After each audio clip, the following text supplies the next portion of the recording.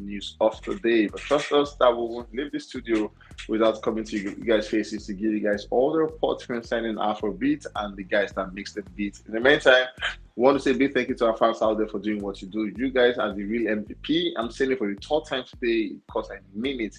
You guys are the real MVP. I want to say a big thank you to you guys. You guys have been amazing. Thank you, thank you, thank you, thank you, thank you, thank you, thank you, thank you, thank you. We can't thank you guys enough. You guys have shown that yes, we can rely on you guys like anytime we want you guys. I was saying massive thank you to you guys. By the way, we all know we can do better. Basically, please keep sharing to your friends. Tell them to subscribe. Tell them to keep us locked in because in coming days we are coming through with something bigger that your TV needs to see. So that's a promise. So all it means is let's subscribe. Let's keep subscribing to your friend and that friend. And please turn on the notification button on your screen so that you would be the first person to know whenever we drop a video. So basically, if you do that for me, indeed, my Christmas is Christmasing already. I know the news is buzzing because we have reports concerning Naira Marley. Davido is on the news. Naira Marley is on the news. Mobile also made the news. There's a lot of guys. Harrysong apparently made the news for a very long time. He has not been in the news, but then today he has made the news for a case that is likened to that of Mobad, Wande Cole, and all of these big guys who have been in the industry and they have suffered the same fate he's suffering. And then it's coming out to say, you know what, please, please, please, you guys should come through for me and let us fight this thing together. Not insultive, but let us plead on my behalf. All of these, I will bring them to you in a bit. Like I said, my name is Daki, and welcome again to God's Life News. We saw yesterday, it was a night to remember, the one they called a night of Queen's concert, a night that featured likes of, we saw Waje, we have Teni, we have Yemi Alade, Tiwa Savage, Simi, and mix other great guys who actually graced the stage, which they called a night of Queen concert. Trust me, it was a needed concert. But for now, they've been talking about how the ladies have not been chunking up numbers as the guys, and what could have been the reason behind that. For some persons, they want to believe it is because they lack unity amidst them and all of that. But then this concert was one to bridge that gap and make sure that okay, we can now testify that indeed these ladies have been doing all of that. They love themselves. Maybe they could just be the fact that there's a male factor involved. But then with the concert, it's proof that all of what we've said about them not being unified could just be false. Apparently, a lot of names were missing. The likes of Arya Star was not here. Thames was not here. And even though Thames has been in the country for quite some time, and the reasons why she's not on this concert, I'm sure, is best known to Thames and the team. But regardless, those who were around, they made sure that whoever came to that concert had an amazing time so far. We saw, like I said, the Queen of Afrobeat. They came out tonight, and it was an amazing one. And while that was happening, we saw Waje coming out to speak about the first narrative of female artists not supporting each other. And then she said that's not true because basically, amidst us, there's massive love, massive, massive, massive love. And then she also revealed further that at the point in her career, she had a lot of female artists come through for her, support her, and in one way or the other, and basically she just debunked the fact that they are no love amidst them because according to YJ, she's clearly stating that amidst them, they are massive love. They love themselves and they always come through for themselves. And then we saw when the concert began and the likes of Tiwa Savage mounted the stage. Obviously, it was a beauty to behold. But for Tiwa Savage, there was a lot of conversation around that because we all know that for a time she cancelled a tour in the UK and cut to the fact that she mentioned the fact that she had a vocal ailment and then she had to rest at the time to rest her vocals so she can prepare for next year. But then while she's resting her vocals, we saw where she got an apartment, got the Range Rover and all of that. But then she had the energy to sing on the Queen, on the Afrobeat Queen night, basically. So people are asking, why is your vocals not tired at this point? Or could it just be that Tiwa Savage did not sell out the UK space? All of these are still questions, and then we hope that we'll get answers, maybe from the team or something in coming days. Moving on, we saw Simi coming out to give them a stunning performance.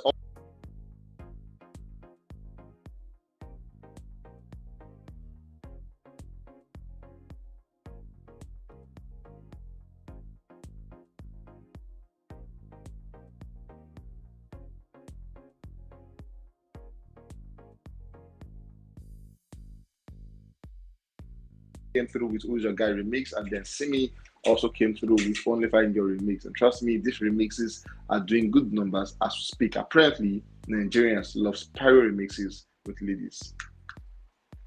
Moving on, we saw the Queen of Highlight talking about Yemi Alade. She mounted the stage with energy, and trust me, you need to see what she did on that stage. The energy was contagious. She came through with an energetic dance step, and everybody loved what she did. Apparently, she had the best performance of the night. You can't take away from her, Yemi Alade, the fact that she knows what to do to carry the crowd along with her performances, and this was not an exception because she did that effortlessly. Once again, massive kudos to Yemi Alade for making everyone in the room lit it up and dance to the brain.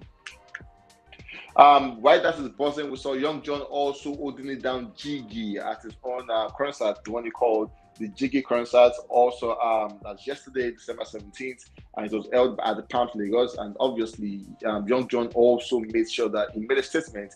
This was all buzzing over the weekend. We saw Mali having a concert. Adekunle Gold. I mean, did I just say Adekunle Gold? No, I checked out the concert in Abuja. Young Jonn was holding it down. The Queens were holding it down. Like, concerts were everywhere. And then these guys made sure their fans knew what they were doing, and they came out in numbers to support them. At the same time, we saw Jiggy having an amazing performance, sold out the space, and it was beautiful to see this guy doing what they love doing best. We saw a lot of guys come out supporting the likes of, we saw Black Bones was out supporting, and that was an amazing one to see. When Black Bones came, they gave them performances of his new project. Apparently, they belong to the same label, Chocolate City, but then he could have chosen not to be there, but he came out and then he showed massive love to Young Jonn, as Zlatan was also around, showed him massive love by performing and all of that. We saw like Kaid also came out to show support, and it was beautiful to see Kaid performing songs he has done. And apparently, Kaid has had an amazing year, if you must say the truth. Moving on, we saw Lil Kesh also came out for Young Jonn, and all of this link up were actually link up we all love to see at the time. So it's safe to say Young Jonn actually had an amazing performance for the night. Moving on, the conversation between Naira Marley and Yabo Ojo continues. For last week, we all witnessed when Naira Marley sues Yabo Ojo for the sum of about 500 million naira for damages, and then he issued that he wanted a public apology at the time. But apparently, the letter was not served to Yabo Ojo. Instead, she saw it online and deemed it fit to make a response through a legal team, the Maverick Fourth Legal. And then she came out to say, according to our, this is our response by legal team towards Mali. We are the restraint firm solicitors to Madam Yabo Ojo, known referred to as our client, on whose instruction and behalf the instance is undertaking. Foremost, our client would ordinarily have dismissed your letter on the 12th of December 2023 for being outrightly inconsequential and of no relevance, premised on your failure to transmit the correspondence either by hand or post till the very day. It is even worrisome that your letter conspicuously bears our client name and address, yet for whatever purpose, the correspondence found its way into the waiting hand of the press and social media without first extending the courtesy to our clients. We are sincerely aghast, as well left confused, on the authenticity of your letter of the 12th of December 2023. However, upon clinical examinations, it is noticeable the said letter bears the original Nigerian BAT Association seal and was duly signed by your good self. A linen silk of inner chamber ends our client's response, alleviates the rationale of writing a letter without delivery to the recipient is by all intent and purpose by our client least expected from an erudite senior counsel like yourself. And basically, all back and forth of English language from two legal departments. But then Yabo Ojo is saying she didn't get that letter. And then in response to that, she was suing Mali the sum of 1 billion naira for damages. And then she also, it just became a battle of billions and millions. And we hope that in the coming days, we'll get full details and let us know who's going to pay the money. Is it Yabo Ojo 500 million or Naira Marley 1 billion? Let's wait and see where this will lead us to. And moving on, we saw a council speaking to His Excellency Governor Sanwo-Olu over the Mobat case, and then we saw her coming out, an Igbo lady filled up with emotions, coming out to pour out to the governor of Lagos State, saying he has the right to make sure that those who made the act, who perpetrated the act, can be brought to book. And then she made a response that she wouldn't be happy if the case is swept under the carpet at the time. But then, in the response, His Excellency came out to dish out response in a very, very angry sound, where he says they could make a response, but they choose not to because they're working tirelessly. And they said some persons are still behind bars because they're investigating, and they make sure the forensic is taken out of the country because the ones we had that was one of the best in Africa was burnt down during the NSAS, and that was our fault. But then he's saying, as a result of that, they are taking the case outside the country to make sure that they have full reports about it. And then he's saying, as soon as he gets back, they're going to open that case again because they won't sweep it under the carpets. And while that is buzzing, we saw Mohbad even in his death still making the news and making headlines almost every now and then. Because this time he came through with Chike on the song they called Pressure, and it was an amazing one. Trust me, Mohbad made sure he delivered this line as usual, and it was not a miss from either Chike or Mohbad. Moving on, we have Ricardo Banks as the next guy on the news. Apparently, this is a story tale of mind what you tweet at the time you make that tweet, because Ricardo Banks is having his own share of it. We saw about some months ago where Buju Benson was the one behind this pedal, where he had some series of annoying tweets at the time without knowing what the future holds for him and all of that. But this time, it is from Ricardo Banks with series of annoying tweets. The tweet goes to us. About 2012, we saw him coming out to say, creativity at its peak. I owe my life to Wizkid. I was in coma for 2 years and did not play the song. I had to wake up to turn it off. And then he went on to say, I hope Davido generation doesn't suffer because of the way he spends. He went on to say on the 18th day of December 2012, where he said, the way Wizkid shake his voice at the end of every line in the song, though, he always sounds like a faulty generator. Laugh out loud, Olamide too said he would win the Grammy. I beg, whoever knows Chidinma should tell her I hate her. And then he used about that. He went on to say, Davido sing about how much he's got. Other artists sing about the rich people they know, e.g. Wizkid, Pakurumo, Ice Prince, and Boki. And these are all response from Ricardo Banks at the time. He went on to say, oh, not really. Burna Boy had the worst voice ever. And then he used about that. He even kept it there east twice.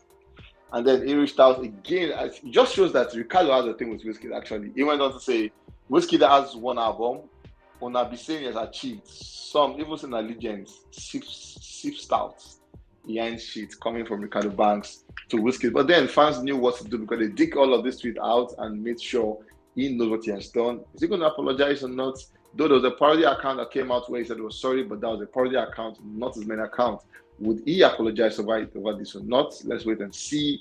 But then this is a reminder to all persons out there, regardless of where you are today, making a tweet, you should make sure you're thinking about that twice. Would it be a tweet you could still point back about 10 years from now and say, yes, I did it or not? If you can answer that question, you might not have a business making that tweet. Moving on, we have Harrysong as the next guy on the news. We saw where Harrysong came out to say, you all help me beg him, talking about KC, and then he's saying, I deserve what is rightfully mine. It is not here. It is not here him collecting all my royalties, 100%, not fair at all.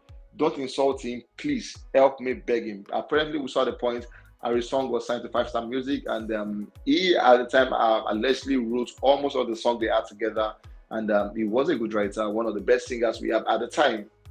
And things went out between them, which demand that he has to leave the label and go look for greener pastures after a lot of back and forth from both parties. Apparently, he left the label, and he has said that ever since then, he has not gotten more royalty of all the songs he had from them. Basically, Casey and his brother Imoni has been the one enjoying all the royalties of the song. And then he's saying, please give me my royalties. These are statements from likes of Wande Cole, Mohbad, and the likes of folks who has been signed with the label at the point and had to leave. There's been always a conversation between royalties and money and all of that. We hope that in coming days, we get full end to all of this. But then in a long post, we saw where he came out to say, I am here to beg you all to help me and follow me beg Kingsley Okonkwo, also known as Casey, to refund my money and release my song.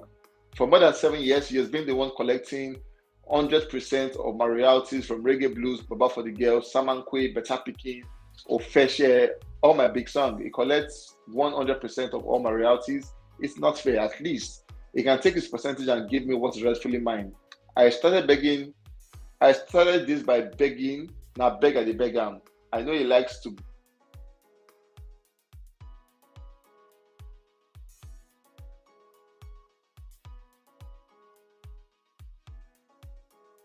that man just is ripping our hard and sweat in Jesus' name. Amen. Coming from Harrysong to KC. A response is demanded at this point. Will he respond? Let's wait and see what the coming days look like for KC and Harrysong. A picture making the rounds is the one that has Whiskey and Jadapi involved, and Whiskey and Jadapi probably know them as managerial / couples at the time. And I saw where they made individual posting their stories of the same event, the same day, the same picture, but different narrative. Whiskey posted one which he cropped out Jadapi's face and with the cup, and then we saw Jadapi making the photo that shows that she was the one in the picture. The question remains, why would Whiskey cropped out Jadapi at the time? Now, before now, we all talk about how Whiskey has not been too proud of Jadapi, making posts about and all of that. But then we could accrue that to his decision. But this very big statement, could there be a problem in the camp of Whiskey and Jadapi? Only time will tell. Finally, we saw Davido coming through with a visual harmony, which he featured Caveman and Angelique on this. It has been a spray for the team after they had a very long run unavailable, and they've released a couple of release few at the time. Now, a lot of person feel that the team have slept on the project better late than never, and I saw where they dropped that one today without any major countdown. It just came through, and trust me, it is a beautiful one to see. And the guys on this one did a very good job. And the Caveman, the props they use, the vintage vehicles they use, the vintage dresses they use, just shows that Davido artistic part of him is amazing. Something we want to see often and now. My name is Daki. We'll catch you guys.